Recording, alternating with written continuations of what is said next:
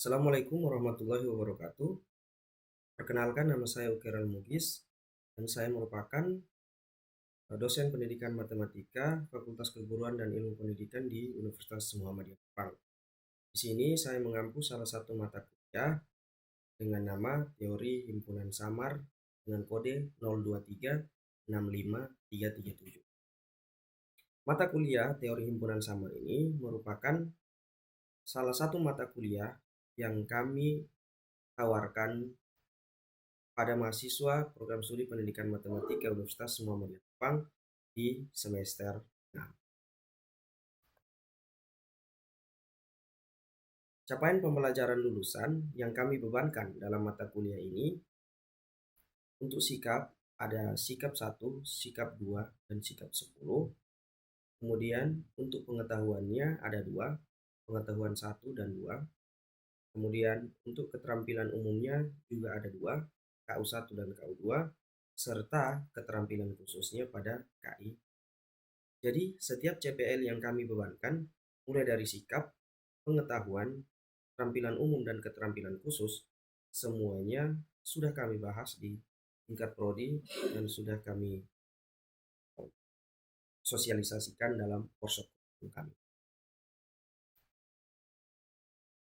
Nah, untuk mata kuliahnya sendiri, jadi mata kuliah teori himpunan samar ini merupakan lanjutan atau pengembangan dari mata kuliah teori himpunan, di mana jika dalam teori himpunan atau himpunan klasik yang sudah dipelajari mahasiswa di semester awal, mahasiswa hanya dikenalkan pada dua kondisi, yaitu di mana yang pertama dia merupakan suatu anggota himpunan atau bernilai 1, dan yang kedua bukan anggota himpunan atau bernilai 0.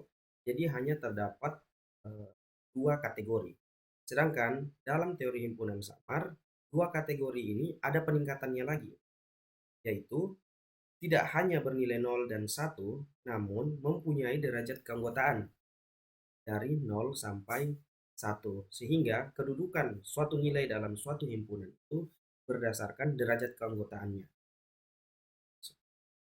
Jadi, capaian pembelajaran pada mata kuliah teori himpunan samar ini adalah mahasiswa setelah menempuh mata kuliah ini diharapkan mampu menjelaskan konsep dasar himpunan samar, operasi samar, relasi samar, dan logika samar, serta menerapkannya dalam berbagai bidang.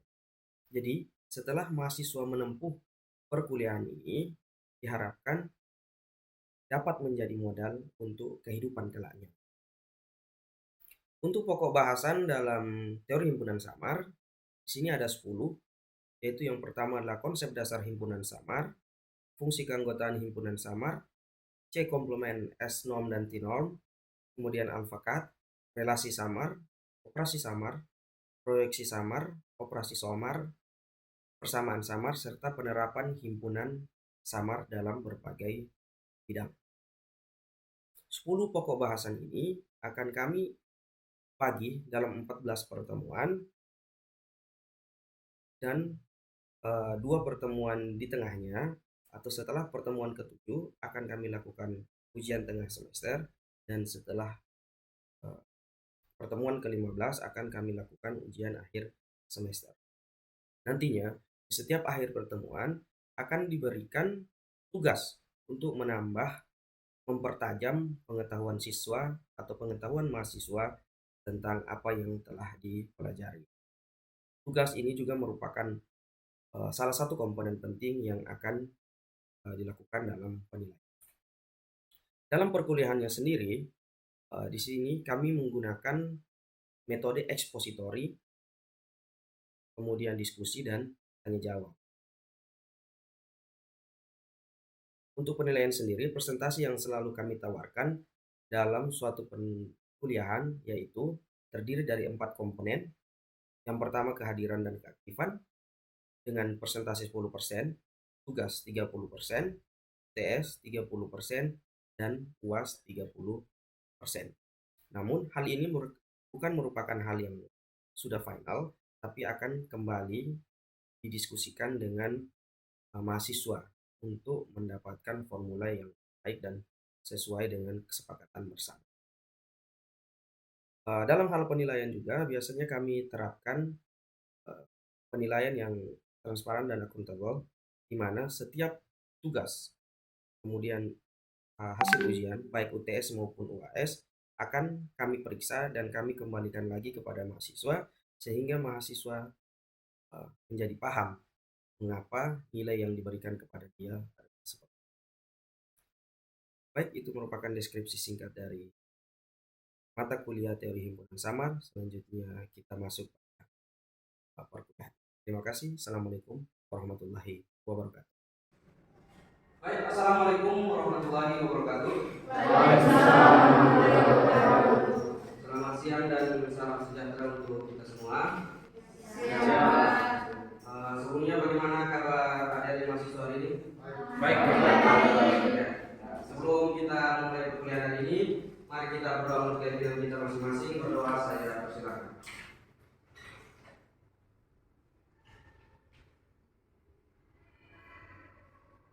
Amin. Berdoa selesai. Kita kembali lagi dalam mata kuliah teori himpunan samar, di mana ini merupakan mata kuliah pilihan keilmuan matematika yang diampu oleh saya di semester 6 ini. Kali ini merupakan pertemuan kedua kita, di mana pertemuan pertama telah kita bahas tentang pengantar teori himpunan samar, atau biasa kita sebut dengan fase set. Dan sekarang adalah representasi fungsi keanggotaan. Namun sebelumnya perlu saya ingatkan kembali bahwa teori himpunan samar ini sangat kaitannya erat dengan teori himpunan yang sudah diperoleh di semester awal-awal kalian kuliah ini. Dimana kalau teori himpunan, di himpunan klasik itu kita hanya mengenal istilah anggota dan bukan anggota. Jikalau anggota maka nilainya 0, bukan anggota nilainya 0, dan anggota nilainya 1. Sedangkan untuk fungsi di keanggotaan untuk himpunan samar ini, dia tidak hanya anggota dan bukan anggota, tetapi juga mempunyai derajat keanggotaan, di mana nilainya juga berawal dari 0 sampai dengan 1. Jadi semakin nilainya mendekati 1, maka semakin besar kedudukan nilai tersebut sebagai anggota dalam suatu himpunan. Kebalikannya juga, semakin rendah nilainya menuju 0, maka semakin rendah pula kedudukan suatu nilai dalam suatu himpunan. Representasi pilihan. Jadi ini merupakan representasi yang pertama daripada derajat keanggotaan fase. Yang pertama adalah representasi linear. Ada linear naik dan linear turun. Linear naik artinya dia mulai dari yang berangka atau mempunyai keanggotaan 0, kemudian dia mulai naik sampai dengan keanggotaan 1. Itu untuk linear naik. Untuk linear turun adalah kebalikannya, dimulai daripada yang keanggotaannya 1 dan turun menurun sampai dengan yang keanggotaannya 0. Nah, untuk mencari nilai keanggotaannya, di setiap representasi ini sudah mempunyai nilainya sendiri atau cara mencari himpunan penyelesaiannya. Misalkan untuk linear naik, di sini untuk mencari min atau derajat keanggotaannya ada beberapa kriteria. Yang pertama, bernilai 0 jika x atau nilai yang ingin kita cari itu kurang dari atau sama dengan a, di mana titik a ini adalah titik dimulainya kita mencari nilai suatu keanggotaan. Kemudian yang kedua, bernilai x dikurangi a dibagi b dikurangi a. Ini untuk nilai x yang berada di antara rentang a sampai dengan b. Sedangkan nilainya ini menjadi 1 ketika x ini lebih dari sama dengan b. Misalkan contoh, ini derajat keanggotaan mu, ini 1, ini 0. Kemudian kita punya dua titik a, b, di mana nilai a ini kita misalkan adalah 40 dan b ini adalah 60. Kalau kita mencari linear naik untuk nilai 30, maka nilainya berapa? Untuk 30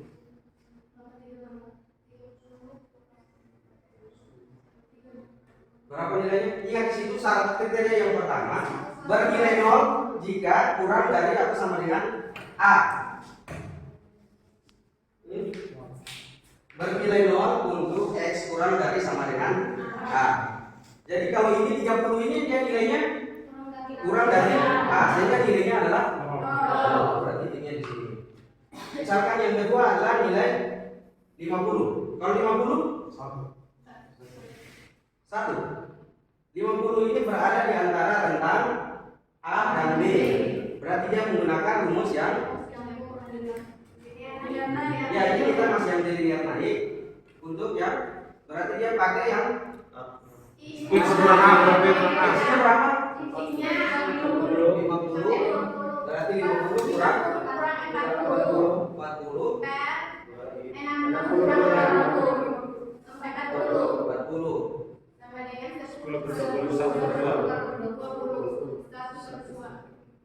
atau 0,5 berarti ada di sekitar sini. Berarti nilainya ada ini.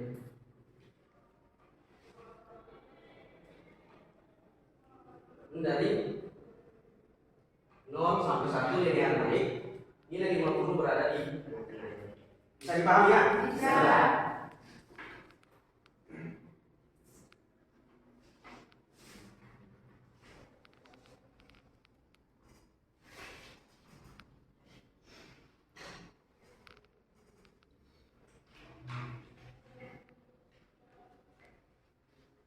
Nah, ini sama juga dengan fungsi linear turun. Jadi untuk linear turun kita cukup menggunakan fungsi keanggotaannya di sini, kemudian kita masukkan angka yang ingin kita cari, kemudian kita dapatkan hasilnya berapa atau nilai keanggotaan.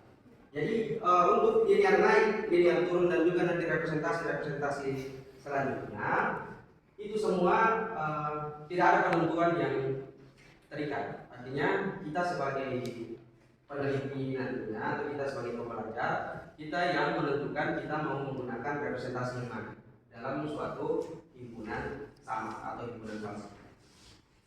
Baik, kita lanjut yang kedua. Yang kedua adalah representasi kurva segitiga. Sebelumnya kita sudah belajar tentang representasi linear turun dan naik atau naik dan turun. Nah, segitiga ini merupakan gabungan antara keduanya. Yang naik adalah dari titik A ke B dan yang turun dari titik B ke C. Jadi di dalam satu kurva ini nilainya itu tidak linear naik saja, tapi juga ada turunnya. Jadi ada satu titik di mana dia mempunyai nilai keanggotaan 1, artinya dia betul-betul anggota dari suatu himpunan, kemudian akan menurun lagi sampai bukan himpunan ini. Nah, untuk mencari nilai keanggotaannya sudah ada formulanya di sini. Yang pertama, nilainya itu adalah 0 jika X itu kurang dari A, titik yang pertama, atau X itu lebih dari sama dengan J. Jadi kalau dia berada di kurang dari sini atau lebih dari sini, nilainya adalah 0. Sedangkan kalau di antara nilainya antara A, B dan C ini, atau antara yang pertama antara A dan B, maka menggunakan rumus X dikurang 6 dibagi dengan B kurang A, di mana itu merupakan rumus daripada representasi linear naik. Kemudian di antara B dan C ini menggunakan representasi linear turun. Jadi dia hanya gabungan dari linear naik dan turun. Kita kasih contoh lagi ya. Misalkan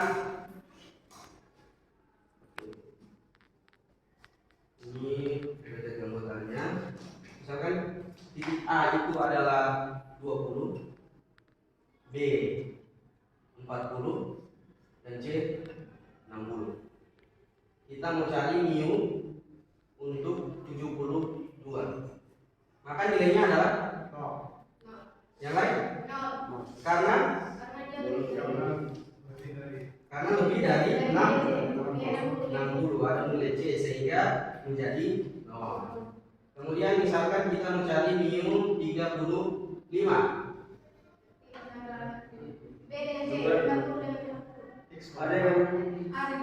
Ada yang B, sehingga menggunakan rumusnya yang X kurang A. X kurang A kurang A. X kurang A berarti kurang ke sini 35 dibagi 40. Hasilnya adalah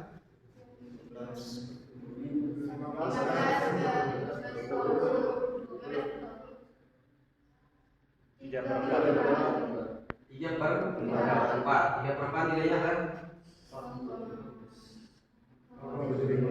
0,75. Berarti dia sekitar ada di sini 0,75. Ini 35 di sini. Nah, segitiganya itu lagi di sini.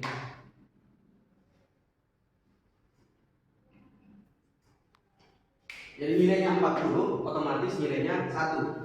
Karena kita mau pakai yang mana pun tetap sama. Misalkan 40 ya, kita pakai yang di sini. Berarti kan nanti jadinya 40 dikurangi dengan A ini berapa? 20, berarti sama dengan 20. Kemudian di bawah B ini juga 40 dikurangi 20. 20 dibagi 20 hasilnya adalah 1.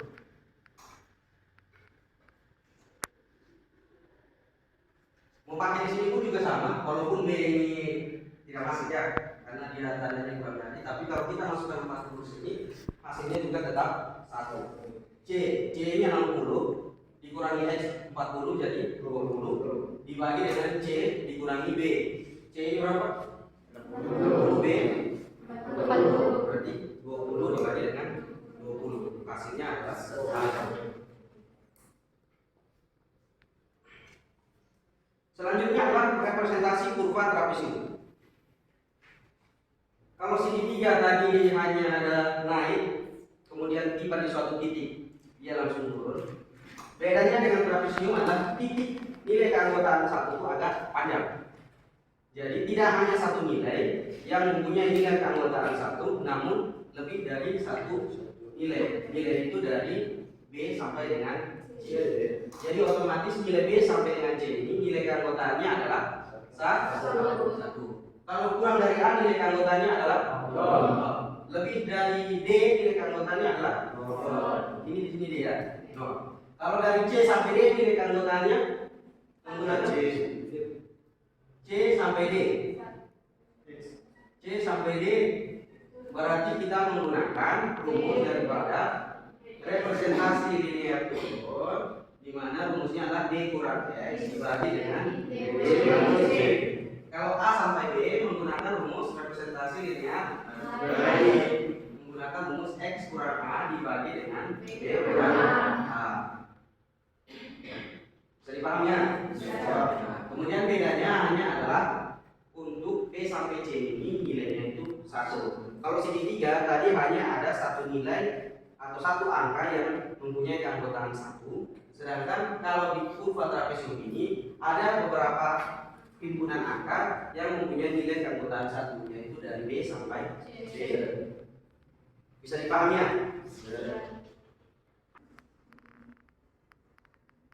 Ayo. Nanti kita bantu. Ayo, buat seperti yang tadi Pak buat awal ini. Nanti dibantu sama teman-teman semua ya. Nah, ayo, maju dulu. Dihapus papannya sekalian ya.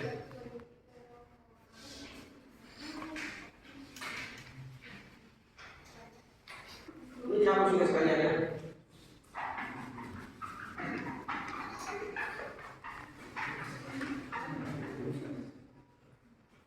Nilainya adalah 30 sampai dengan 45. Berarti titik A-nya itu adalah 30 dan titik B-nya adalah 45. Ini 0 sampai 100. Ya. Kita mulai dari yang nilainya 30. Berarti titik A-nya 30. Berarti kita masukkan X-nya itu sebagai 30. Berarti nilainya adalah 1.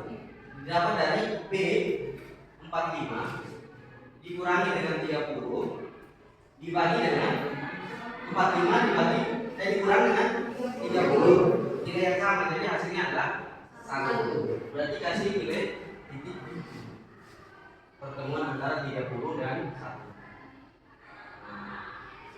Kasih titik 1. Kemudian titik B-nya 45. Di sini X lebih dari sama dengan B, maka nilainya adalah 0. Berarti di 45 ini sama dengan 0. Nah, ini sih.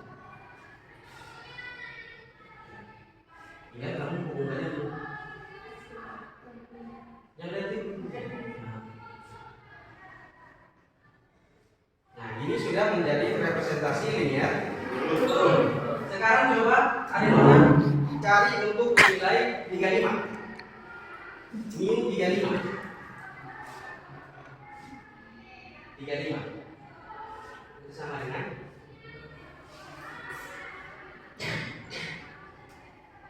dikurangi A. X-nya berapa? 35. B-nya 45.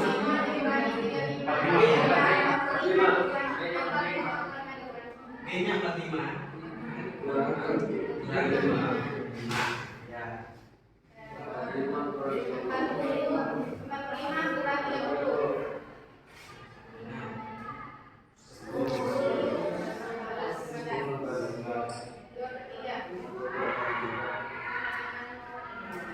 Tidak berapa? 0,15.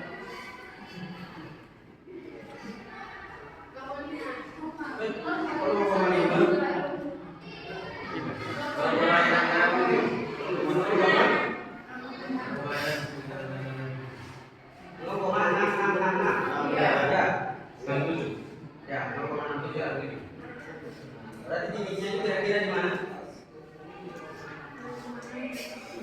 Di sini kan 0,5 pasti dengan 1.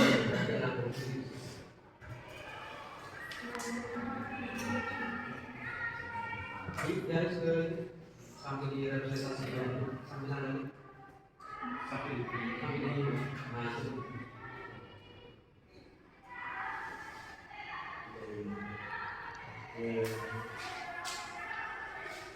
Bagaimana? Benar kan? Benar. Mudah kan? Benar. Yang selanjutnya adalah representasi kurva trapesium. Kurva trapesium di sini kita lihat bahwa dia membutuhkan 4 titik bantuan. Titik A sebagai akhir daripada yang pertama linear naik. Kemudian dia mendatar atau nilainya 1 sampai dengan C. Kemudian C ke D itu dia merupakan linear. Jadi kita menunjukkan tentang usia agak tua 50 sampai 80 menggunakan representasi trapesium. Berarti kan 50 ini adalah titik A, 80 titik D. Berarti titik B dan C ini berapa?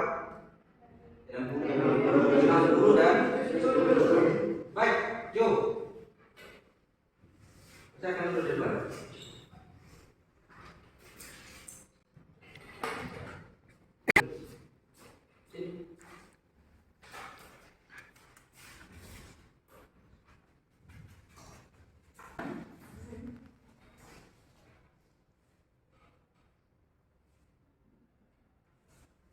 A, D,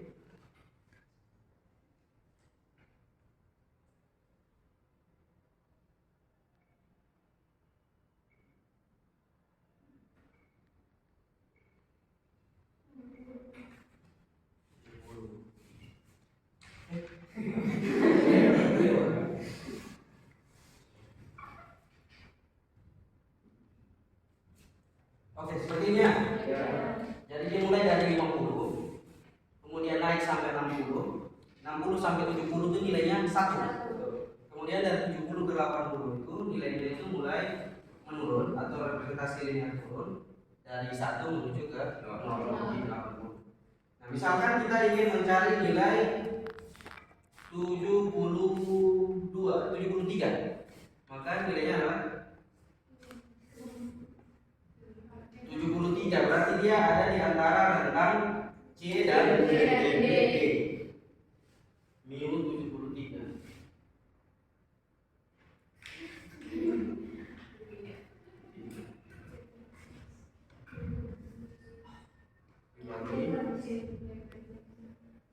Ini berapa?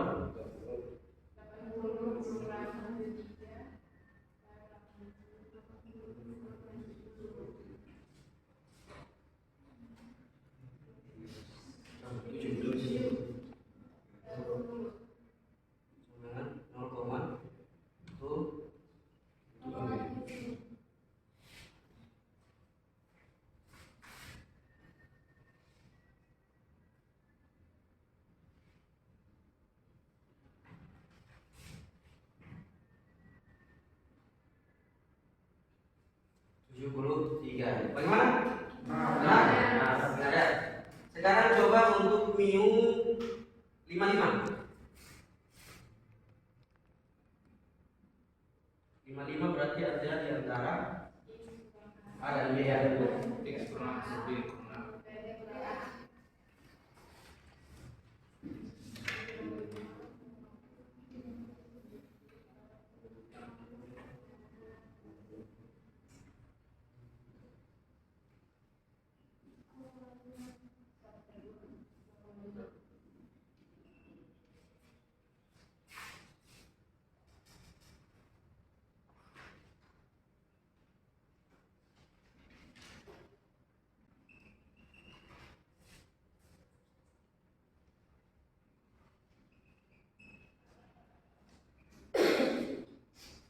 Ya, 55 0,5. Bagaimana? Nah, sampai sini bisa dipahami ya?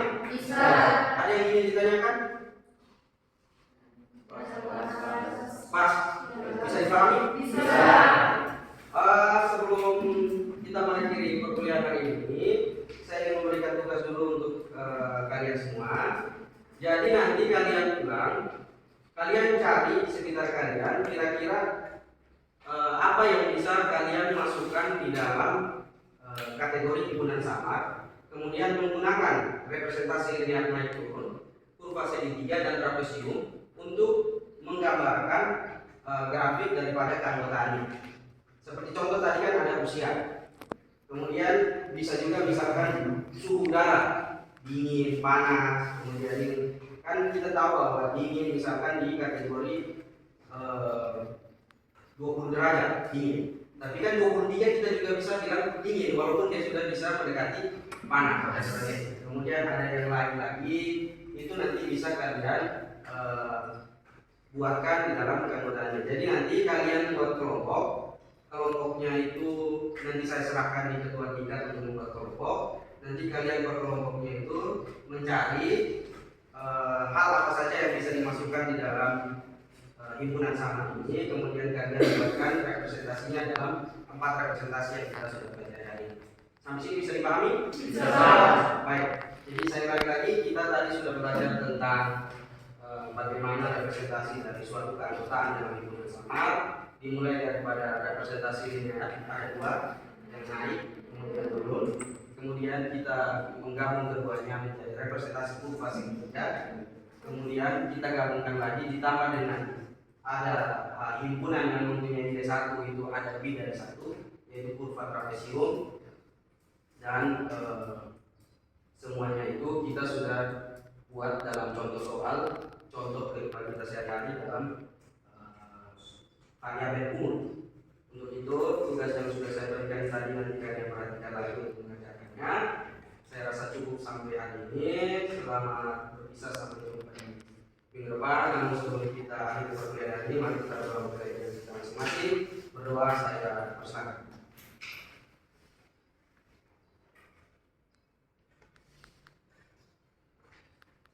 Amin. Berdoa selesai.